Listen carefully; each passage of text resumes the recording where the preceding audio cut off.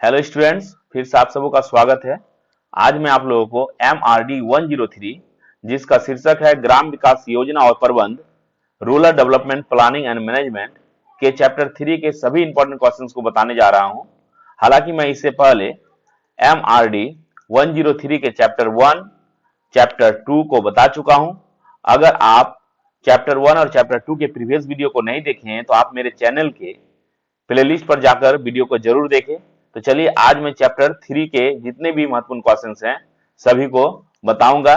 Chapter 3 जिसका शीर्षक है स्वैच्छिक क्रिया, यह चैप्टर 3 का पार्ट 1 वीडियो है। तो चलिए चलते हैं क्वेश्चंस की ओर। पहला क्वेश्चन है, कपाट से आप क्या समझते हैं? ग्राम विकास में कपाट की भूमिका का वर्णन कीजिए, अथवा गांव को अपनाओ कार्यक्रम पर संक्षिप्त टिप्पणी लिखिए। यह क्वेश्चन जून 2012 में पूछा गया क्वेश्चन है। अथवा लोक कार्रवाई एवं ग्रामीण प्रौद्योगिकी प्रगति, कपाट के उद्देश्य, संगठन और महत्वपूर्ण गतिविधियों की व्याख्या कीजिए। यह क्वेश्चन भी दिसंबर 2012 में पूछा गया क्वेश्चन है। सबसे पहले हम जानेंगे कपाट है क्या, कपाट के उद्देश्य क्या है, ऑर्गेनाइजेशन क्या होता है, कपाट के अंतर्गत कौन कौन सी गतिविधियां होती है। इसके अंतर्गत निम्नलिखित गतिविधियां हैं: ग्रामीण इलाकों में महिलाओं और बच्चों का विकास, ग्रामीण भूमिहीन रोजगार गारंटी कार्यक्रम, पानी पीने का पानी कार्यक्रम, केंद्रीय ग्रामीण सफाई कार्यक्रम, जल संभरण प्रबंधन, आपदा प्रबंधन में पहल और जागरूकता अभियान कार्यक्रम।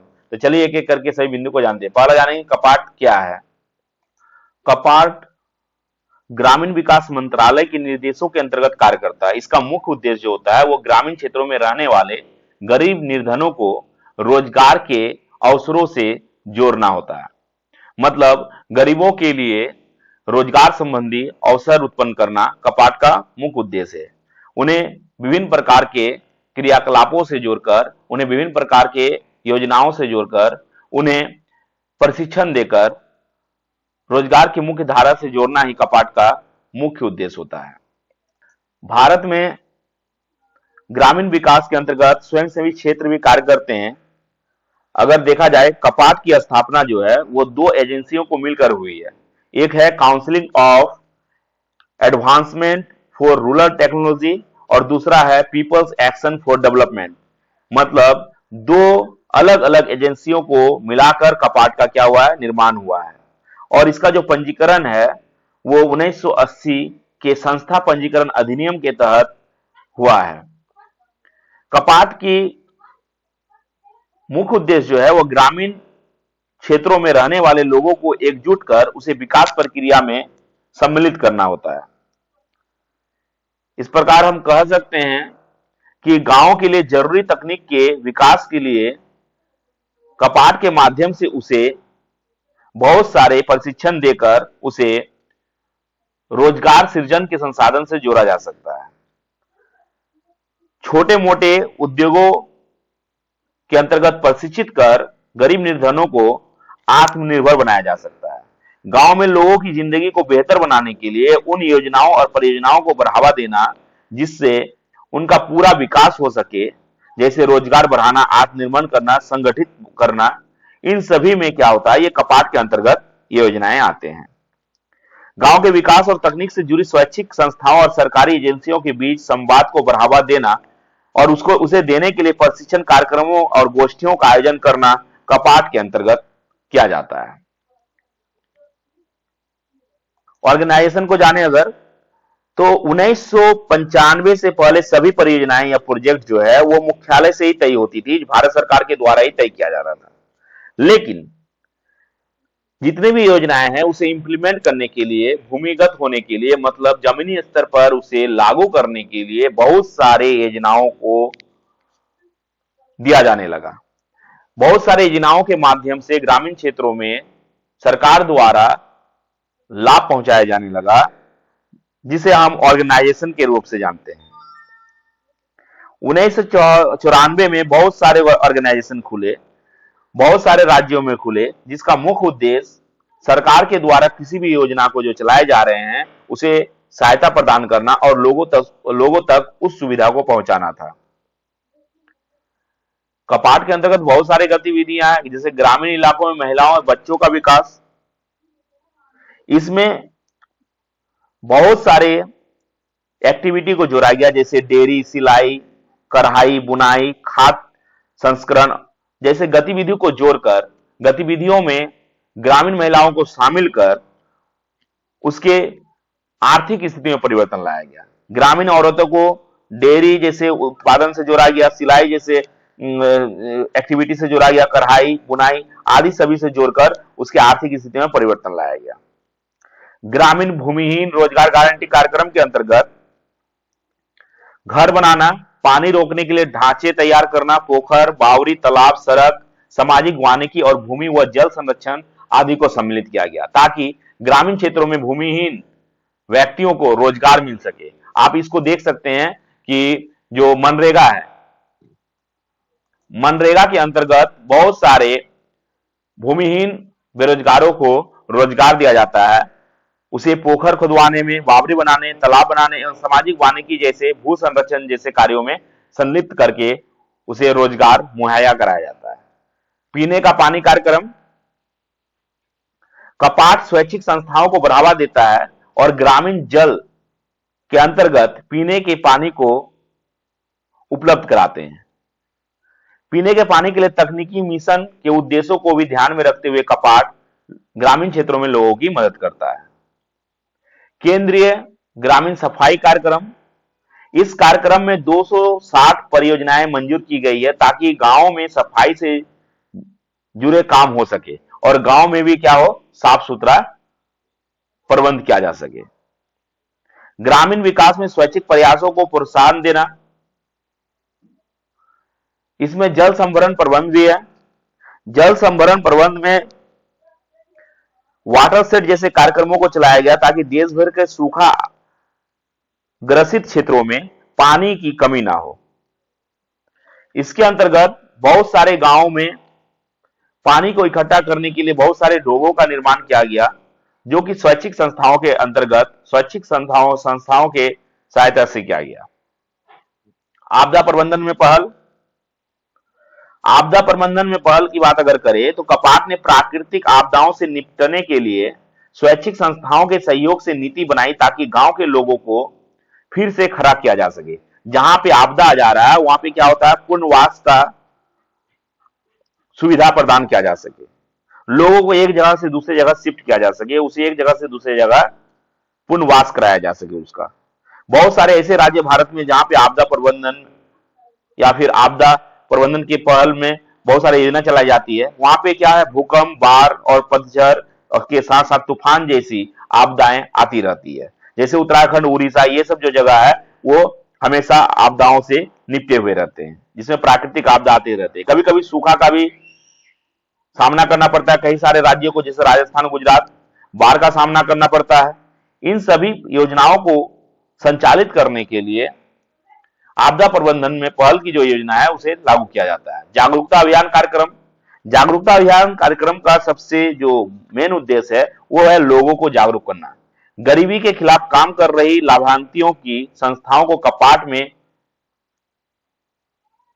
प्रशिक्षण दिया जाता है, कपाट के अंतर्गत उसे प्रशिक्षित किया जाता है और बहुत सारी योजनाओं को जोड़ा जाता है ताकि किसी भी योजना का उद्देश्य जो है वो गरीबों को, गांव के गरीबों को जागरूक करना होता है। और अगर गांव के गरीब जागरूक हो जाते हैं तो वो रोजगार से संबंधित कार्य को कर सकते हैं, वो अपनी आजीविका को सृजन कर सकते हैं और अपनी आर्थिक स्थिति में वो वृद्धि भी कर सकते हैं। उन्हें जागरूक करना, समूह बनाना और उनकी जो क्षमता है उसमें परिवर्तन लाना ही क्या है, कपाट का मुख्य उद्देश्य है। इस प्रकार हम जागरूक करके जागरूकता अभियान कार्यक्रम के तहत ग्रामीण क्षेत्रों के रहने वाले लोगों को क्या कर सकते हैं, एकजुट कर सकते हैं, उसे किसी भी योजना का लाभ आसानी से पहुंचा सकते हैं। नेक्स्ट क्वेश्चन है, जन भागीदारी को तय करने वाले कारकों को स्पष्ट कीजिए अथवा जन भागीदारी पर संक्षिप्त टिप्पणी लिखिए। यह क्वेश्चन जून 2012 में पूछा गया क्वेश्चन है। अथवा लोगों की भागीदारी को निर्धारित करने वाले प्रमुख कारकों की चर्चा कीजिए। यह भी क्वेश्चन दिसंबर 2013 में पूछा गया क्वेश्चन है। पहला हम जानेंगे जन भागीदारी क्या है, जन भागीदारी की प्रक्रिया क्या है, जन भागीदारी को तय करने वाले कारक कौन कौन से हैं। तो सबसे पहले हम जानते हैं जन भागीदारी है क्या। जन भागीदारी का स्पष्ट अर्थ है कि लोगों को किसी भी योजना से जोड़ना। मतलब अगर देखा जाए तो जन भागीदारी का यह अर्थ होता है कि लोगों को किसी भी योजना से सीधे तौर पर शामिल करना, उसे किसी भी योजना में सम्मिलित करना, वो प्रत्यक्ष रूप से भी हो सकता है, अप्रत्यक्ष रूप से भी हो सकता है। अगर कोई कार्यक्रम को भारत सरकार के द्वारा चलाया जाता है और उसमें लोगों को जोड़ा जा सकता है या जोड़ा जाता है, वो प्रत्यक्ष रूप से भी हो सकता है या अप्रत्यक्ष रूप से भी हो सकता है। तो यही क्या है, यही जन भागीदारी है। मतलब किसी भी योजना से लोगों का जुड़ना, एक समूह का जुड़ना, ग्रामीण क्षेत्रों के लोगों का जुड़ना जन भागीदारी है। जन भागीदारी के अर्थ में बहुत सारे पहलुओं को जोड़ा गया, जैसे निर्णय लेना, विकास कार्यों के कार्यान्वयन, ग्रामीण क्षेत्रों की निगरानी, कार्यक्रम की निगरानी और उसका मूल्यांकन करना, तथा विकास के लाभों के बंटवारे में भागीदारी के रूप में लोगों को समझदारी होना जन भागीदारी के अंतर्गत आता है। इसके अंतर्गत बहुत सारे प्रक्रिया हैं, जिसमें लोगों की भागीदारी की प्रक्रिया 3 मान्यताओं पर आधारित है। पहला यह है कि लोग एक समुदाय के तौर पर अपने विकास की जिम्मेदारी को जानते हैं, समझते हैं और उसे स्वीकार करते हैं। अपनी आवश्यकताएं पूरी करने के लिए लोग अपने ही संसाधनों का उपयोग करते हैं और उनका विकास करते हैं। सामुदायिक प्राथमिकताओं के अनुसार लोग मुख्य ध्यान अपनी समस्याओं, संसाधनों तथा कार्रवाई पर देते हैं। जन भागीदारी को तय करने वाले कारक की अगर बात किया जाए तो इसमें बहुत सारे कारक हैं। पहला है संप्रेषण। हम जन भागीदारी को कैसे सुसंगठित बनाएंगे, कैसे संचालित करेंगे। अगर हम किसी योजना को संचालित करते हैं, ग्रामीण क्षेत्रों में जाते हैं, तो लोग आपसे नहीं जुड़ेंगे। तो लोगों का किसी योजना से जोड़ना बहुत ही इंपॉर्टेंट होता है। तो उसे किस प्रकार किसी योजना से आसानी से जोड़ा जाए, इसके लिए क्या है, जन भागीदारी को तय करने वाले कारकों की भूमिका होती है। जैसे संप्रेषण। संप्रेषण में क्या होता है कि जो सामुदायिक कार्य करता है उसे अपने ही भाषा में उन लोगों को उनके ही भाषा में समझाते हैं और योजना के लाभ के बारे में बताते हैं। प्रेरणा और नेतृत्व। कभी कभी उसे समझाते हैं, मोटिवेट करते हैं। कभी कभी क्या है, उसे समझाने के लिए कोई किरदार को भी निभाना पड़ता है, कोई एक्टिविटी भी करना पड़ता है, ताकि उसे उसका रिजल्ट पता चले कि नहीं, इस योजना से अगर आप जुड़ते हैं तो इसका निष्कर्ष ये निकलेगा, इसका जो रिजल्ट है ये निकलेगा और उससे आपको लाभ हो सकता है। ये जन भागीदारी को तय करने वाले कारक की भी जो भूमिका है वो जन भागीदारी में बहुत ही महत्वपूर्ण होती है। नेक्स्ट क्वेश्चन है, स्वैच्छिक संगठन एवं गैर सरकारी संगठन में अंतर बताइए, अथवा स्वैच्छिक संगठन एवं गैर सरकारी संगठन पर संक्षिप्त टिप्पणी लिखिए। यह जून 2014 में पूछा गया। अथवा स्वैच्छिक संस्थानों की भूमिका सरकार किन आधारों पर स्वीकार करती है, उन शर्तों को बताइए जिससे स्वैच्छिक संस्थानों द्वारा सरकार की मदद लेने में के लिए पूरा किया जाता है। अथवा सुरक्षित प्रयास को बढ़ावा देने में सरकार की भूमिका पर प्रकाश डालिए। यह क्वेश्चन जून 2012 में पूछा गया। अथवा ग्राम विकास में स्वैच्छिक संगठनों के समूह को आने वाली समस्याओं को स्पष्ट कीजिए। यह भी क्वेश्चन जून 2012 में पूछा गया। अथवा स्वैच्छिक प्रयासों को मजबूती और बढ़ावा देने के लिए प्रमुख सुझाव बताइए। अथवा स्वैच्छिक एजेंसियों की प्रकृति और कार्य क्षेत्र का वर्णन कीजिए। अथवा स्वैच्छिक एजेंसी प्रशासन पर संक्षिप्त टिप्पणी लिखिए। इसे हम निम्न बिंदु द्वारा स्पष्ट कर सकते हैं। पहला है स्वैच्छिक संगठन, गैर सरकारी संगठन, स्वैच्छिक संस्थाओं की भूमिका, स्वैच्छिक विकास में समस्या, स्वैच्छिक एजेंसियों की प्रकृति, प्रशासनिक काम और गतिविधियां, संगठन ढांचा और संकल्पना, कर्मचारियों की योग्यता, एजेंसी कार्यक्रमों का मूल्यांकन और संसाधन जुटाने एवं नियंत्रण। इन सभी पहलुओं को एक एक करके जानेंगे। तो पहला जानते हैं स्वैच्छिक संगठन है क्या। स्वैच्छिक संगठन को हम एनजीओ के नाम से भी जानते हैं। एनजीओ का मुख्य जो कार्य होता है वो ग्रामीण क्षेत्रों में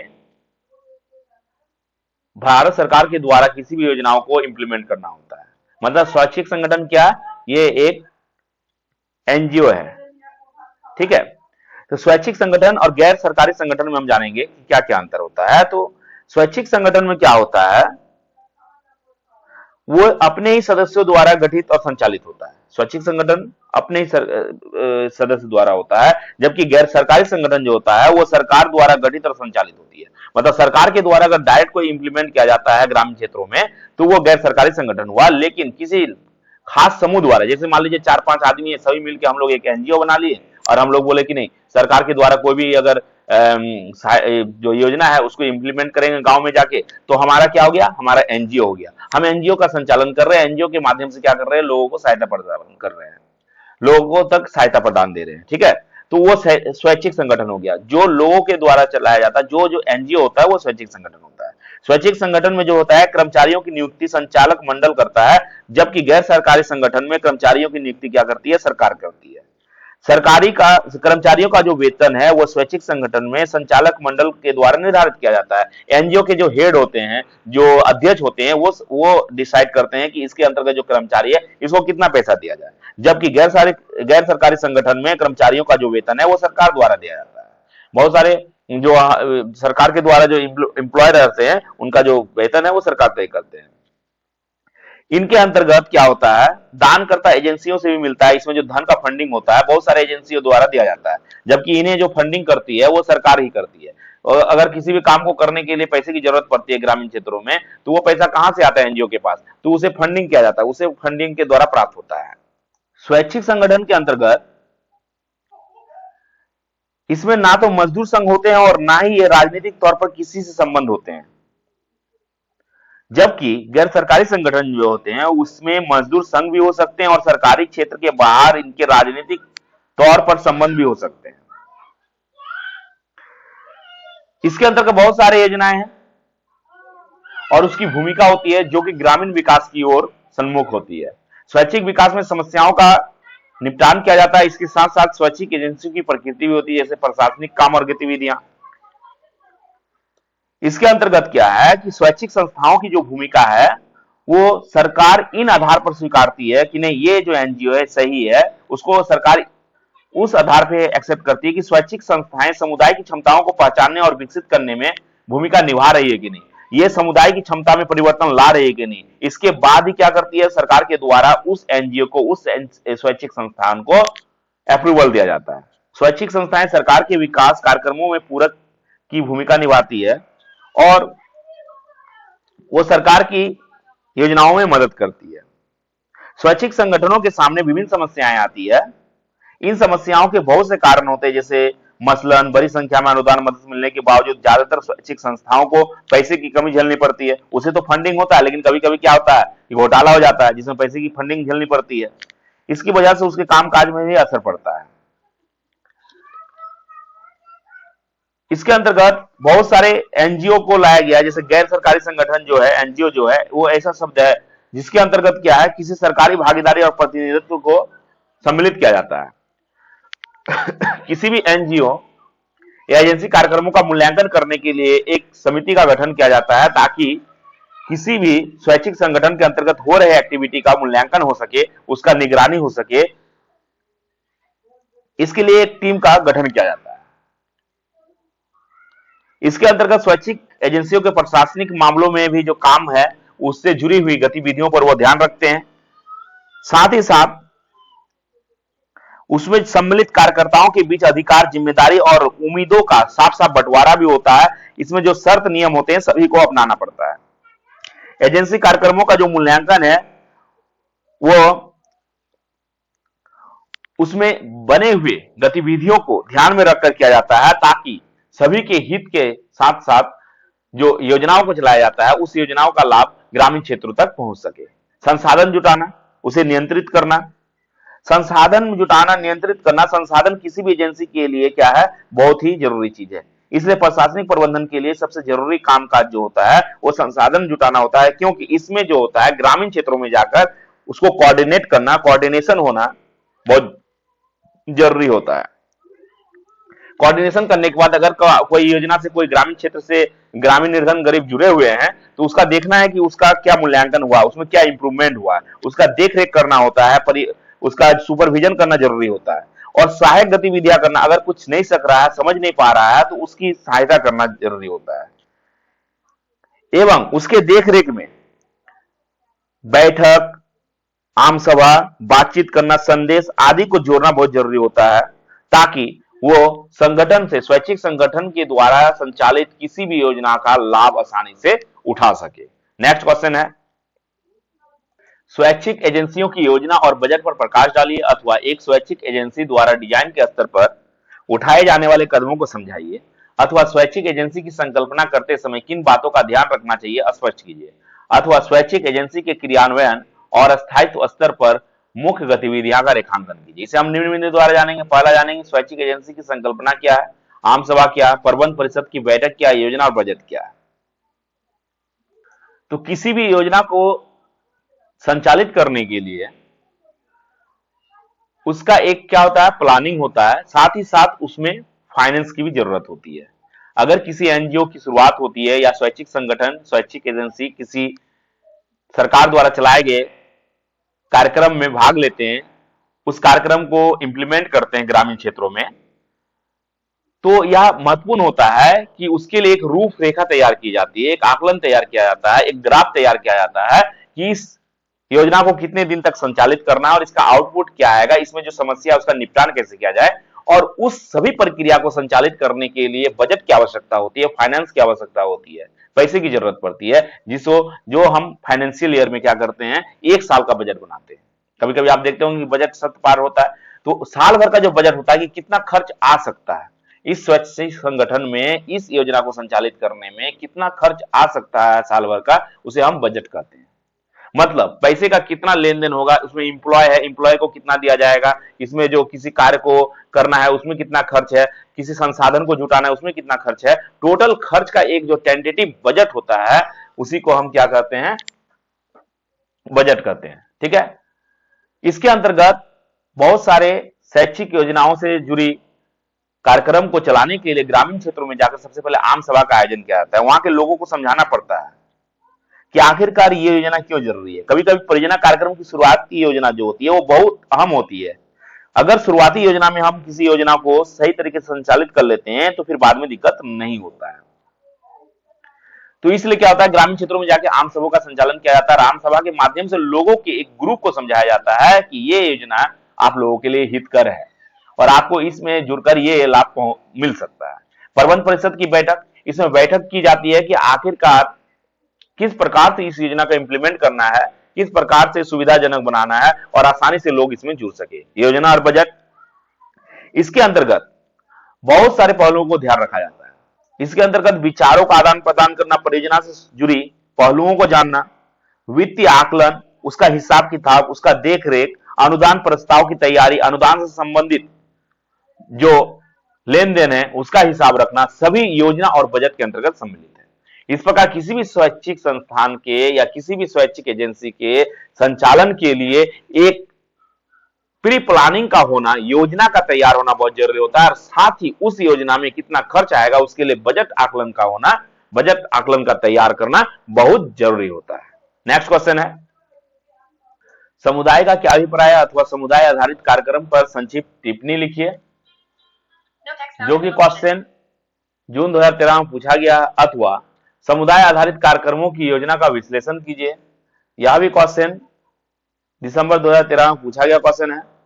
अथवा सामुदायिक आधारित कार्यक्रमों की योजना बनाने की प्रक्रिया में शामिल कदमों का वर्णन कीजिए। अथवा समुदाय आधारित कार्यक्रमों के नियोजन के लिए जिन प्रमुख सोपानों की आवश्यकता पड़ती है उनकी संक्षेप में चर्चा कीजिए। इसे हम निम्न बिंदु द्वारा स्पष्ट करेंगे। पहला है समुदाय की परिभाषा क्या, इसे जानेंगे। समुदाय आधारित कार्यक्रम क्या है, नीचे से योजना बनाना, आवश्यकता आधारित योजना, स्थानीय संसाधनों का प्रयोग, जन भागीदारी। चलिए सभी को एक एक करके जानते हैं। ग्रामीण क्षेत्रों में रहने वाले लोगों के एक विशिष्ट समूह को क्या कहते हैं, समुदाय कहते हैं।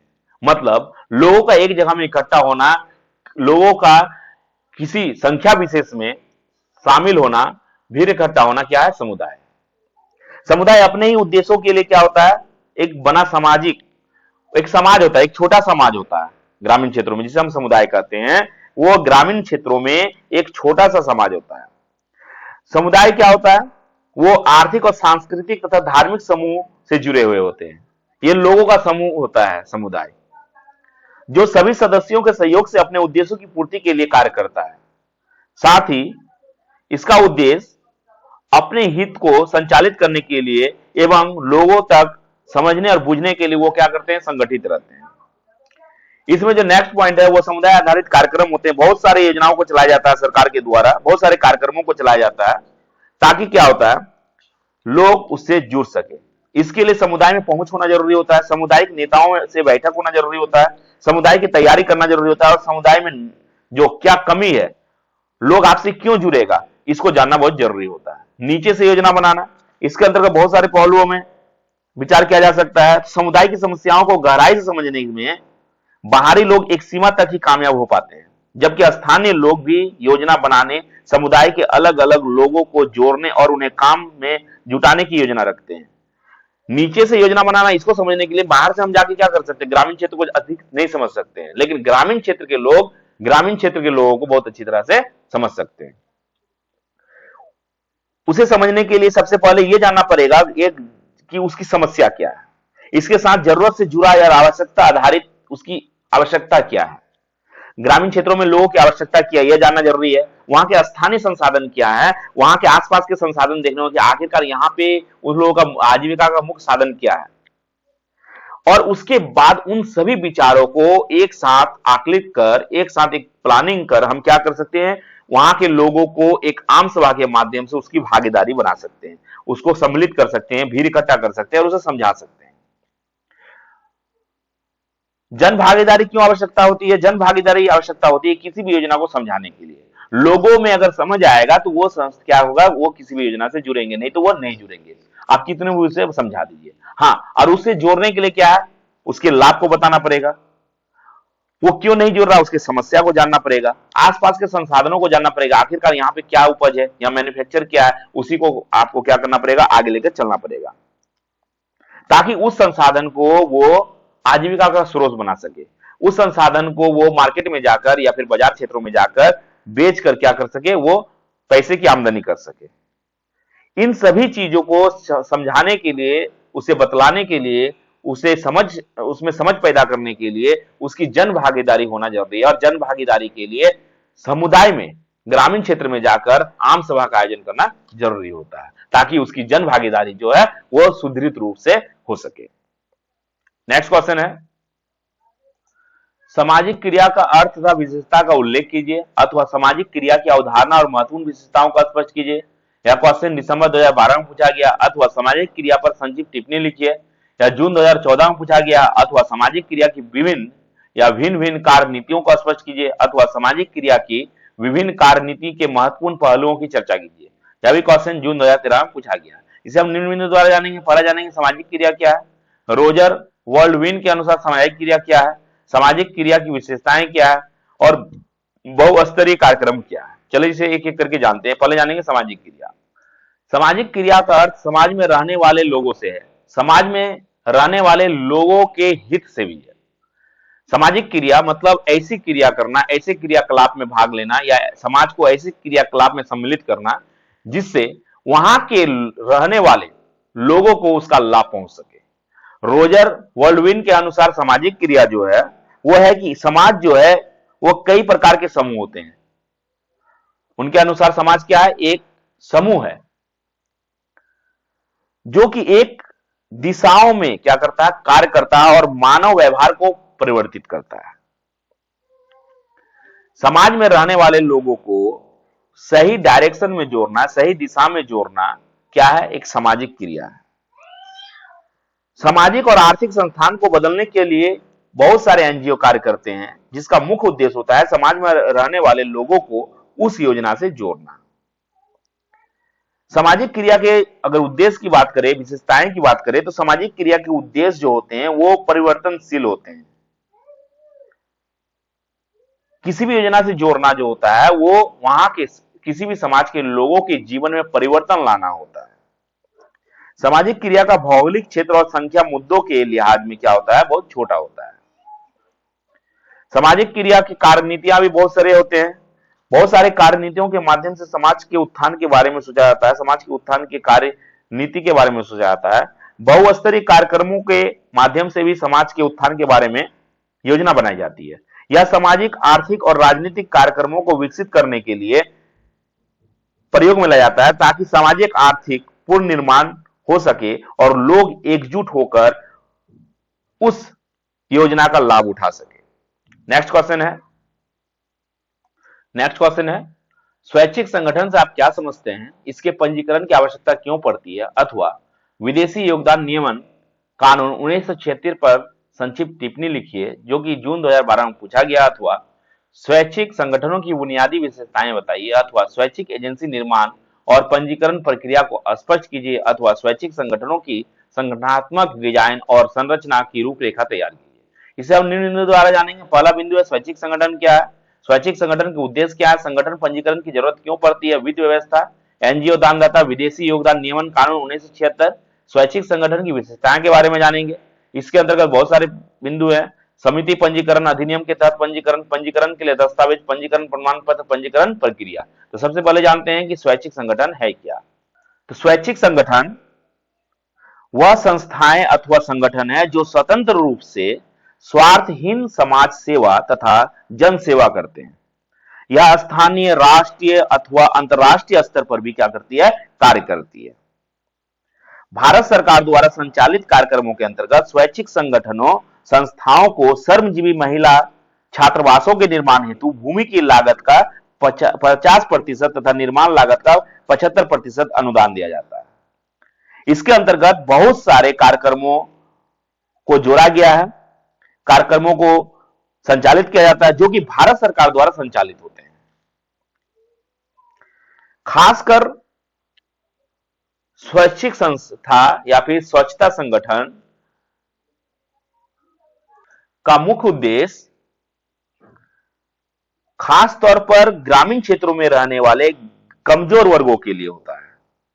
उसका मुख्य उद्देश्य जो होता है वो ग्रामीण क्षेत्रों में रहने वाले कमजोर वर्गों के उत्थान के लिए होता है।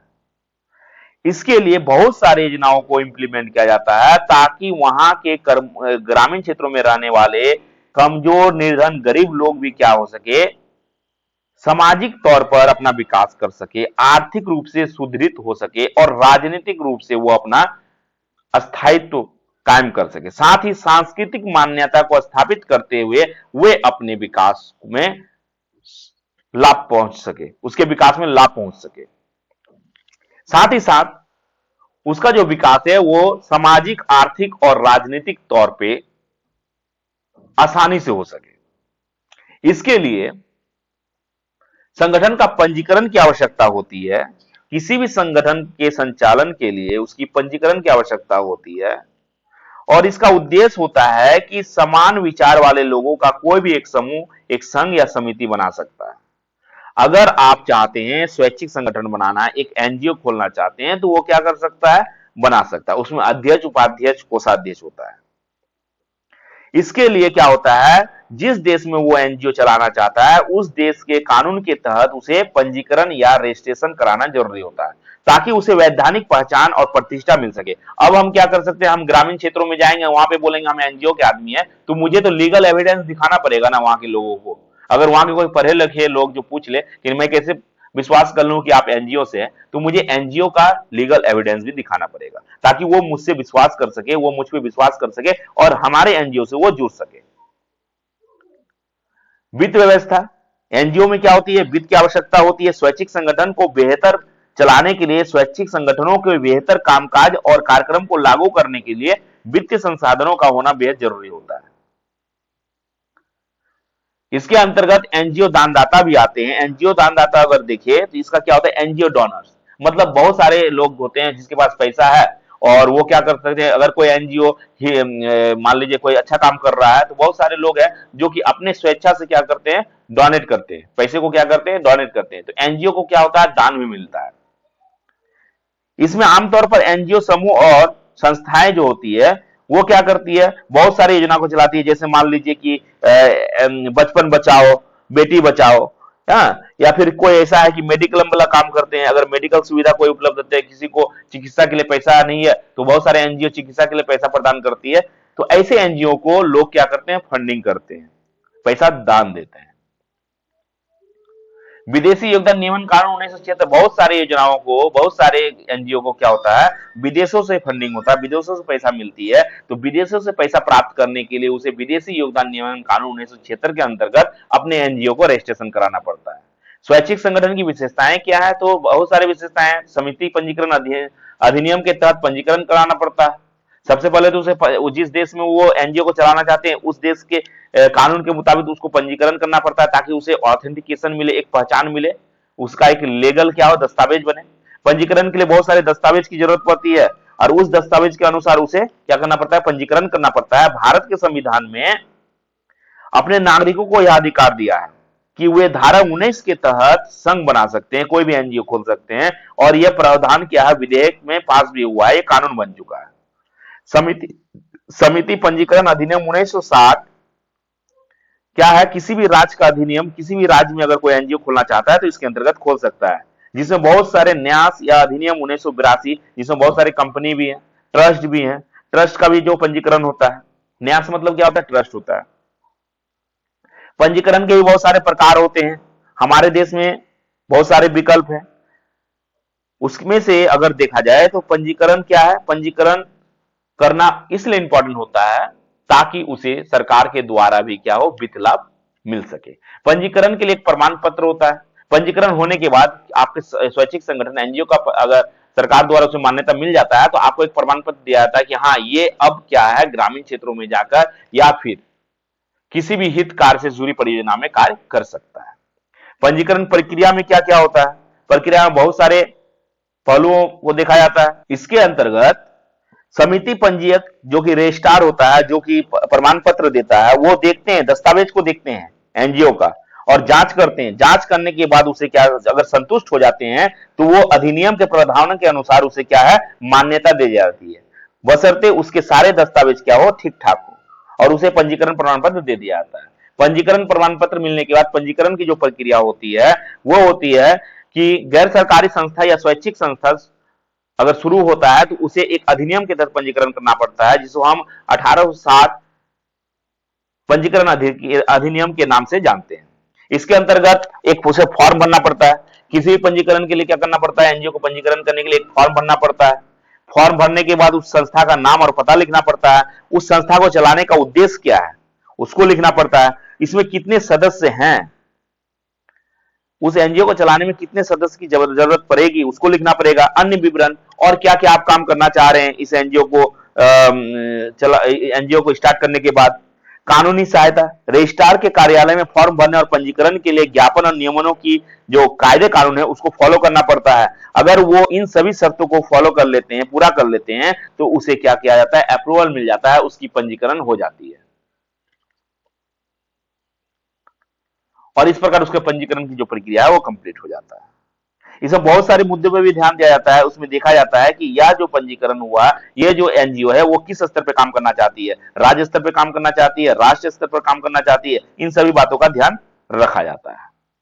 इस प्रकार एक एनजीओ का संचालन जो है वो अच्छी तरह से किया जा सकता है, और एक एनजीओ के संचालन के लिए पंजीकरण की आवश्यकता बहुत जरूरी होती है। नेक्स्ट क्वेश्चन है, राष्ट्र निर्माण की प्रक्रिया को विस्तार से समझाइए अथवा मान्य न्यास की जरूरत पर संक्षिप्त टिप्पणी लिखिए। इसे हम निम्न बिंदु द्वारा जानेंगे। पहले जानेंगे कि न्यास यानी ट्रस्ट का पंजीकरण क्या है, जो पहले हम जान चुके हैं। ट्रस्ट की जरूरतें क्या है, ट्रस्ट न्यास कौन गठित कर सकता है, पहले हम पढ़े एनजीओ, अब हम पढ़ेंगे ट्रस्ट। न्यास या ट्रस्ट के उद्देश्य क्या, गरीबी से राहत, शिक्षा, चिकित्सा सहायता। ट्रस्ट यानी न्यास के गठन की प्रक्रिया क्या है, सभा और संकल्प। तो पहले हम जानेंगे कि न्यास, जिसे हम ट्रस्ट के नाम से भी जानते हैं, ट्रस्ट यूजुअली हम लोग सुने हैं लेकिन न्यास नहीं सुने, न्यास हमारा किताबी भाषा है। तो न्यास या ट्रस्ट क्या है, इसकी पंजीकरण की आवश्यकता क्यों पड़ती है। तो एक न्यास यानी ट्रस्ट के तौर पर किसी संस्था को गठित करना क्या होता है, आसान होता है, लेकिन उसके प्रावधान, प्रक्रियाएं और नियम क्या होते हैं, बहुत जटिल होते हैं। भारतीय कानूनों के तहत कई किस्म के निजी और सार्वजनिक न्यास गठित किए जा सकते हैं। इसके अंतर्गत जैसे धार्मिक विन्यास अधिनियम 1863 है, पूर्व और धार्मिक न्यास अधिनियम 1920 है, बॉम्बे जन न्यास अधिनियम 1950 है। इन सभी न्यासों के अंतर्गत, इन सभी अधिनियमों के अंतर्गत हम न्यास का पंजीकरण कर सकते हैं। अब न्यास को शॉर्टकट में समझिए, न्यास मतलब हो गया ट्रस्ट। जैसे बहुत सारे ट्रस्ट है जो कि धार्मिक कार्य को करते हैं। जैसे आप देखिएगा कि बहुत सारे स्कूल है, ठीक है, जैसे सेंट थॉमस हो गया, होली फैमिली हो गया, इनका जो संचालन होता है वो ट्रस्ट के द्वारा होता है। इसे जो फंडिंग, इसे जो पैसा, वित्त की सहायता पहुंचती है वो ट्रस्ट के माध्यम से पहुंचती है। इसलिए ट्रस्ट का पंजीकरण अगर हो जाता है तो वो ट्रस्ट क्या हो सकता है, शिक्षा के क्षेत्र में भी कार्य कर सकता है, चिकित्सा के क्षेत्र में भी कार्य कर सकता है। बहुत सारे ऐसे भी हॉस्पिटल आप देखे होंगे, जैसे साई हॉस्पिटल है, तो साई हॉस्पिटल साई ट्रस्ट के माध्यम से चलता है। बहुत सारे हॉस्पिटल है जो कि चिकित्सा का कार्य करती है, चिकित्सा को संचालित करती है, और इस हॉस्पिटल को किसके द्वारा संचालित किया जाता है, ट्रस्ट के द्वारा संचालित किया जाता है। तो ट्रस्ट का काम जो होता है वो शिक्षा के क्षेत्र में भी होता है और चिकित्सा के क्षेत्र में भी होता है, और बहुत सारे सामाजिक हित के कार्य में भी होता है। तो ट्रस्ट क्या है, ट्रस्ट एक एनजीओ ही है, एनजीओ के जैसा ही है, लेकिन इसका जो कार्य होता है वो धार्मिक क्षेत्रों में होता है, धार्मिक बढ़ावा को देना होता है या फिर चिकित्सा को देना होता है। अब बात हो रहा है कि ट्रस्ट कौन गठित कर सकता है, कौन बना सकता है, ट्रस्ट कौन खोल सकता है। तो संपत्ति के कायदे के देखरेख से अगर देखा जाए तो कोई देखरेख करने वाला कोई व्यक्ति क्या कर सकता है, ट्रस्ट खोल सकता है। जिसको ढंग है, जिसको देखरेख करने का क्या है, तजुर्बा है, जिसको हिसाब किताब का पता है। अगर किसी व्यक्ति को अच्छा लेखा जोखा आता है, अच्छा देखरेख आता है, किसी भी चीज का अगर गार्डिंग अच्छी तरह से आता है, तो वो एक ट्रस्ट खोल सकता है। एक व्यक्ति के अलावा कई लोगों की इकाई या संघों का संघ भी क्या हो सकता है, ट्रस्ट में शामिल हो सकता है। एक संस्था भी क्या होता है, ट्रस्ट में शामिल हो सकता है। मतलब संस्था छोटा हो गया, ट्रस्ट बड़ा हो गया। अब बात हो रहा है कि न्यास बनाने की इरादा क्या है, उसको पंजीकृत करने के लिए क्या करना पड़ेगा, कि आपको क्यों, क्या इरादा है उसको बताना होगा, इससे क्या उद्देश्य है, इसके लाभ क्या है, ये सब बताना पड़ेगा। ट्रस्ट की जरूरत क्यों पड़ती है, ये भी बताना पड़ेगा। ट्रस्ट की जरूरत इसलिए पड़ती है ताकि कोई भी व्यवस्था जो करता है, प्रबंधक जो होता है, वो हितकारी लाभ को लोगों तक पहुंचा सके, वो संपत्ति का देखरेख कर सके, और वो क्या कर सके, वो अपने उद्देश्य की पूर्ति लोगों के हित में कर सके। इसके अंतर्गत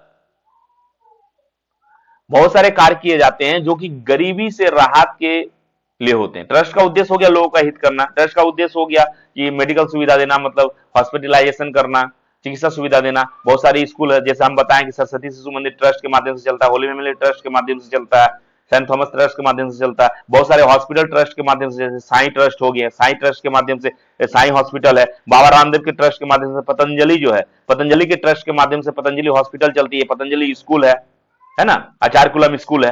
तो ये ट्रस्ट के माध्यम से ही है। अब गरीबी से राहत का भी कार्य करती है, जैसे शिक्षा, बहुत सारे ट्रस्ट का काम है कि शिक्षा को बढ़ावा देना, वो स्कूल खुलवाता है। बहुत सारे ट्रस्ट का काम है कि चिकित्सा सहायता करना, वो हॉस्पिटल खोलता है।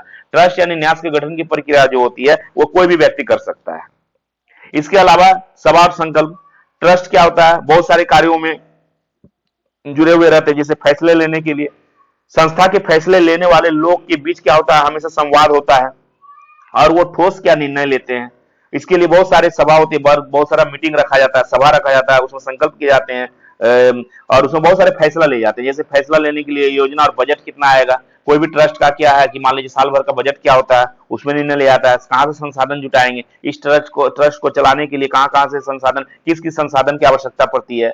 कानूनी नियंत्रण, अगर कुछ मान लीजिए घटना हो गया, कुछ गड़बड़ हो गया, तो उसमें कानूनी सलाह लेने के लिए, उसमें कानूनी नियंत्रण के लिए कानूनी सलाहकार की जरूरत पड़ती है। लेखा परीक्षक यानी ऑडिटर की नियुक्ति की जाती है। अब साल भर का जो लेखा जोखा है उसका हिसाब किताब करने के लिए ऑडिट किया जाता है कि आखिरकार कितना पैसा किस मद में खर्च हुआ, किस क्षेत्र में खर्च हुआ, है ना, और कितना पैसा रेस्ट बचा है, उसका हिसाब किताब करने के लिए क्या लेखा परीक्षक यानी ऑडिटर की नियुक्ति भी की जाती है। पूंजीगत लेखा की खरीद की जाती है, मतलब क्या है कि कितना पैसा गया, कितना क्रेडिट हुआ, कितना डेबिट हुआ, इसके लिए क्या है, कैश मेमो रखा जाता है।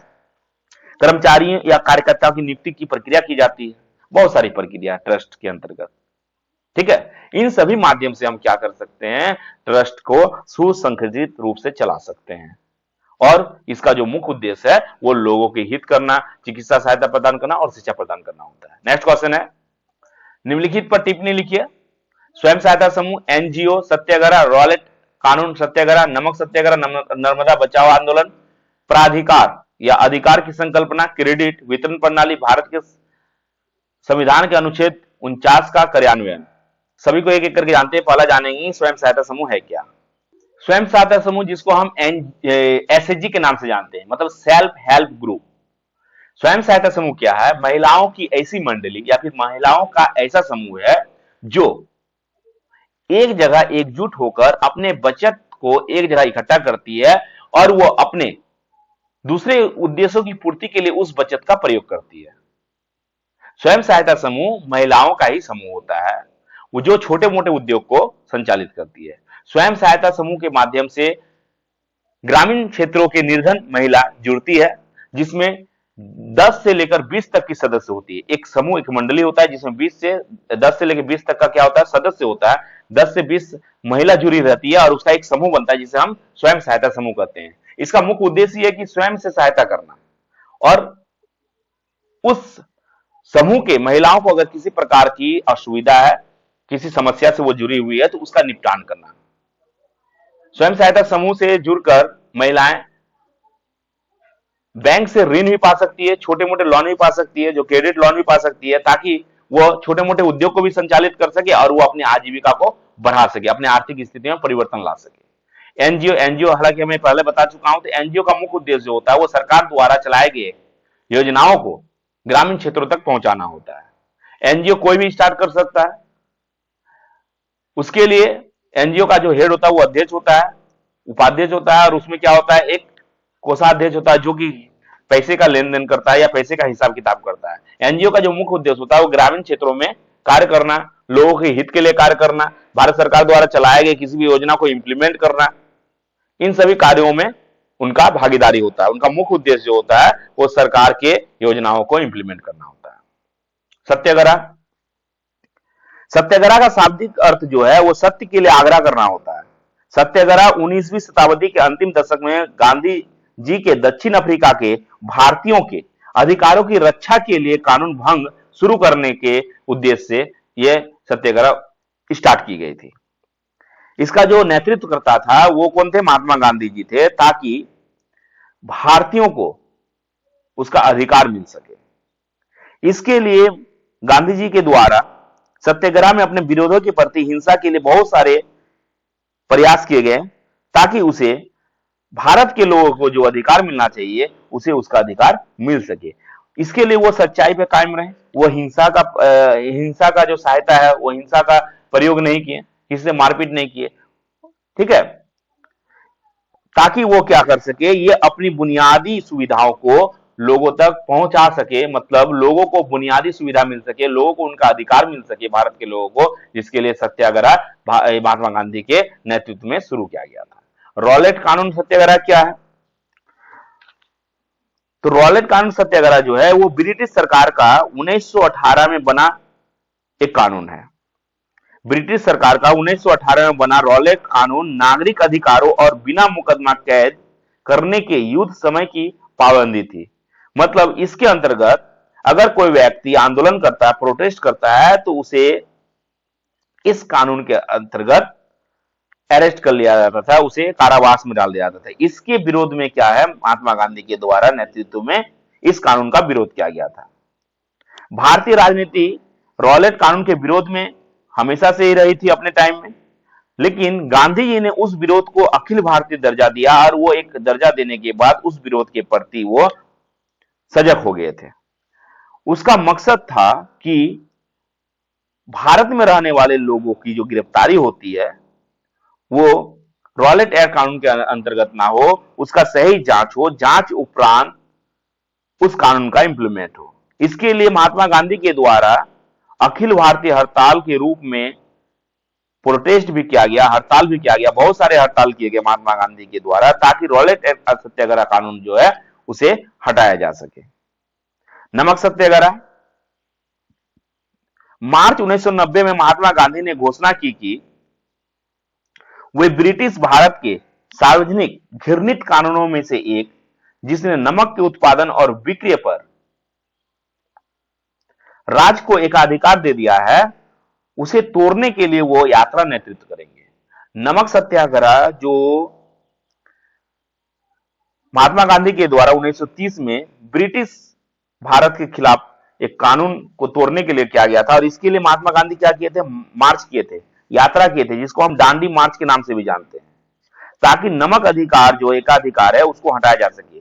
पहले क्या था कि ना, ये राज्य में हमारा नमक हो रहा है, सपोज मान लीजिए कि इस राज्य में क्या है, समुद्र है, यहां से हम नमक का उत्पादन कर रहे हैं, तो इस राज्य के लोगों को एकाधिकार था। ऐसी बात को, इसको तोड़ने के लिए महात्मा गांधी बोला नहीं, अगर गुजरात में नमक का उत्पादन हो रहा है तो वहां से खाली वहां के लोगों का अधिकार नहीं है, एकाधिकार नहीं है, ये पूरा भारत का अधिकार है उस नमक पे। तो एकाधिकार को तोड़ने के लिए क्या है, नमक सत्याग्रह महात्मा गांधी के द्वारा किया गया था। नर्मदा बचाओ आंदोलन क्या है, इसे भी जानते हैं। तो नर्मदा बचाओ आंदोलन का मुख्य जो उद्देश्य था वो पर्यावरण की सुरक्षा करना था। मतलब हमारे पर्यावरण में जो अवांछनीय कार्य हो रहे हैं उसे रोकने के लिए नर्मदा बचाओ आंदोलन की शुरुआत की गई और साथ ही साथ नर्मदा बांध के निर्माण से होने वाली पर्यावरण समस्या से जूझने के लिए जो इकट्ठा हुए लोगों का जो हानि हो रहा था उसे रोकने के लिए, मतलब अगर शॉर्टकट समझा जाए नर्मदा बचाओ आंदोलन क्या है। नर्मदा बचाओ आंदोलन, नर्मदा नदी पर एक बांध तैयार किया जा रहा था, नर्मदा नदी पर एक डैम तैयार किया जा रहा था। अगर उस डैम को तैयार कर दिया जाए या फिर उस डैम को बना दिया जाए, जो बांध है उसे बना दिया जाए, तो उससे क्या हो सकेगा, उससे पर्यावरण को समस्या होगी, उससे पर्यावरण पर प्रभाव पड़ेगा। इस बांध के होने से पर्यावरण पर प्रभाव ना पड़े, समस्या ना हो लोगों को, जिसके कारण एक आंदोलन चला गया जिसे हम नर्मदा बचाओ आंदोलन के नाम से जानते हैं। उस निर्माण से बहुत सारे क्षेत्रों में प्रभाव पड़ता, जैसे नर्मदा बांध के निर्माण से होने वाली पर्यावरण समस्या से जो लोग जुड़े हुए थे वो इसके विरोध आ गए थे। आंदोलन को समाज के कई वर्गों का समर्थन मिला था, मतलब इस आंदोलन में समाज के सभी लोग कूद पड़े थे कि नहीं, ये बांध नहीं होना चाहिए। उस निर्माण से सीधे पीड़ितों का समर्थन था, जितने भी पीड़ित थे कि नहीं, इस बांध का, अगर ये बांध बन जाता है तो पानी का इकट्ठा होगा, इससे पर्यावरण दूषित होगा, हमारा विस्थापन होगा। अगर कहीं बांध होता है तो लोगों का विस्थापन भी होता है, लोगों को क्या है, एक जगह से दूसरी जगह विस्थापित किया जाता है। तो लोग क्या हुए, उसके लिए आंदोलन पे उतर आए, जिसे हम नर्मदा बचाओ आंदोलन के नाम से जानते हैं। प्राधिकार या अधिकार संकल्पना क्या, प्राधिकार या अधिकार संकल्पना का मुख्य जो उद्देश्य है, ये अधिकारों से है। लोगों को उसका अधिकार मिलना चाहिए, फंडामेंटल राइट्स मिलना चाहिए, उसका जो बुनियादी अधिकार है, रोटी कपड़ा मकान, उसे मिलना चाहिए, जिसे हम प्राधिकार या फिर अधिकार की संकल्पना के रूप में जानते हैं। क्रेडिट वितरण प्रणाली, क्रेडिट वितरण प्रणाली जो है, ये ऋण वितरण प्रणाली से इसका संबंध है। भारत सरकार द्वारा बहुत सारी योजना चलाई गई है ताकि गरीब लोगों और निर्धनों को छोटे मोटे ऋण की सुविधा मिल सके और वो अपना जो आजीविका है से संबंधित कार्य करे, वो छोटे मोटे उद्योगों को चलाए, कुटीर उद्योगों को चलाए, अगरबत्ती उद्योग को चलाए, मोमबत्ती उद्योग को चलाए, जो छोटे मोटे उद्योग को चलाकर वो अपना जीवन यापन अच्छी तरह से कर सके। भारत के संविधान के अनुच्छेद 49 का जो कार्यान्वयन है वो क्या है, इसे पर जानते हैं। तो अनुच्छेद 49 को अगर हम जानेंगे तो अनुच्छेद 49 राष्ट्रीय महत्व के स्मारकों और वस्तुओं का संरक्षण सुनिश्चित करने का दायित्व राज्य को सौंपता है। अगर कहीं पे स्मारक है, मॉन्यूमेंट है, तो उसका संरक्षण कैसे किया जाए, उसको सुरक्षित कैसे रखा जाए, उसका अधिकार राज्य सरकार को अनुच्छेद 49 के तहत दिया जाता है। ये रिस्पॉन्सिबिलिटी दिया जाता है, यह दायित्व दिया जाता है कि अगर कोई मॉन्यूमेंट बचा हुआ है, अगर कोई स्मारक बचा हुआ है, तो इसको अच्छी तरह से इसका देखरेख करना, उसको सही तरीके से रखना, उसमें किसी प्रकार का तोड़ फोड़ ना हो, इसका काम करना राज्य सरकार का है। ये किसके अंतर्गत दिया गया, भारत के संविधान के अनुच्छेद 49 के अंतर्गत। भारतीय संविधान के भाग 3 और 4 मिलाकर संविधान की जो चेतना है, मतलब अगर कह सकते हैं ये क्या है, संविधान का मूल है, मूल रूप है, मूल स्वरूप है।